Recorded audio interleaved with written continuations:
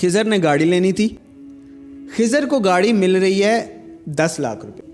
دکاندار نے کہا کہ دیں 10 لاکھ روپے. خضر نے کہا میرے پاس 10 لاکھ روپے تو نہیں ہے. تو دکاندار نے کہا ٹھیک تو ایسے کرو کہ ٹھیک ہے تم مجھے تھوڑے تھوڑے کر کے دے دینا, لیکن تو تم مجھے 10 لاکھ کے بجائے 11 لاکھ دو گے. تو خضر نے کہا بھائی قیمت اس کی ایک ہے, میں تو تم سے قرض لے رہا ہوں نا گاڑی, اگر میں قرض تم مجھ سے بڑھا کے واپس مانگ رہے ہو تو یہ تو سود ہو جائے گا. خضر نے گاڑی چھوڑ دی, نہیں لی. ایک مفتی آیا جو اس وقت سب سے اس کو تمام مولوی پوچھ رہے ہیں. اس نے کہا کہ تو تم استعمال بھی کر رہے ہو نا, تو رینٹ بھی تو بنتا ہے نا. خضر نے کہا ہاں یہ تو بات کو سمجھ میں آ رہی ہے. لیکن خضر نے جب عبداللہ سے ڈسکس کیا تو عبداللہ نے کہا دیکھو وہ گاڑی تم اس سے لے چکے ہو, پیسے بعد میں دو گے. ایک اور چال, ابھی گاڑی میں تمہیں ادھار کے طور پہ دے رہا ہوں, جب تم مجھے 11 لاکھ روپے پورے کر کے دے دو گے تب گاڑی تمہارے نام ہوگے, تب تک گاڑی میری ہے.